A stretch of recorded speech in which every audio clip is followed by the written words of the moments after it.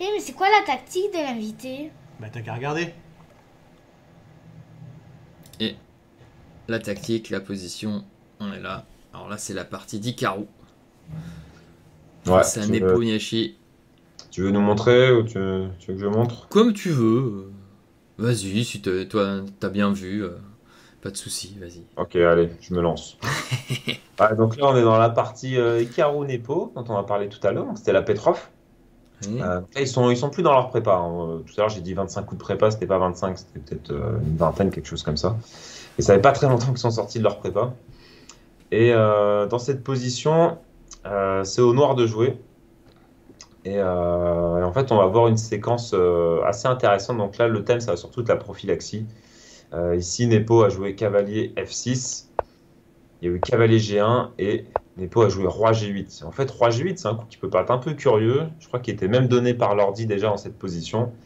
Et la raison, elle s'explique tactiquement. En fait, ici, il y a des petites choses qui peuvent être tentantes pour les noirs, comme par exemple cavalier F4. On se dit, ah bah tiens, c'est trop cool, ça fait échec. Et derrière, on peut faire fou H3 qui gagne la dame. Mais en fait, le problème, ça va être cette fourchette-là en G5 qui réfute tout simplement cette variante. Et en fait, ce petit cavalier G5, il est toujours, il est toujours dans les airs. Par exemple, cavalier F6, cavalier G1, donc ça c'est la partie. Ici, si les noirs prennent le cavalier en G1, et donc par exemple roi prend et fou H3. Comment, pardon? Ouais, non, je disais fou H3, je répète. Ah, ok. Ouais, fou H3, donc qui attaque la dame. Et alors, en fait, là, on peut se dire, bah, les blancs sont quand même un peu en galère.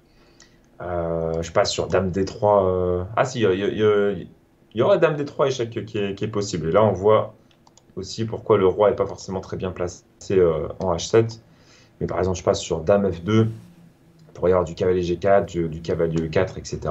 Mais ici, il y a un coup de défense qui est assez cool. C'est cavalier F3 qui vient aussi titiller la case G5. Et en fait, par exemple, cavalier E4, maintenant dame D3 et de nouveau la menace cavalier G5 grâce au clouage. Ou la menace dame prend E4, tu sais. Ah ouais, dame prend E4. Ouais, dame prend E4 Non, qui est moins bonne, hein, mais on pourrait changer. Ah ouais, c'est clair. Ah ouais, c'est ok. G5 qui gagnera la dame et dame prend E4 qui veut juste rentrer dans une petite finale tranquille. Non, par exemple, s'il joue ça, quoi, tu vois. Tu pourrais l'envisager, quoi. Ah oui, ok, ouais, dame prend E4. Ah bah ça serait même sûrement gagnant parce qu'on a une qualité de plus. Donc, C'est joli. Du coup, voilà, ici, la petite tactique, c'est plus de la prophylaxie qu'une variante vraiment impressionnante. Ouais, et puis c'est la petite tactique de à chaque fois il y a KG5 quoi. À chaque fois il y a cette fourchette. Ah ouais. C'est Il ça y a la toujours tactique. G5 qui traîne, ouais, qui sauve la peau des blancs. Mm. Et ici, après roi G8, bon, évidemment, les noirs ne se retrouvent pas gagnants. Mais en fait, grâce à ce coup roi G8, il y a des menaces qui commencent à apparaître. Ouais. Et les blancs ont du matériel en plus, mais la tour A1 n'est pas sortie, le fou C1 est aussi encore à la maison.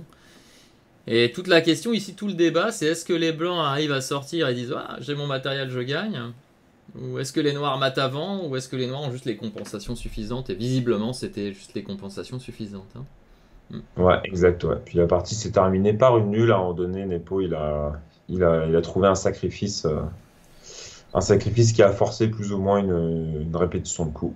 Donc cette D'accord. partie donnée match nul. Très bien, bah merci. Voilà, petite tactique.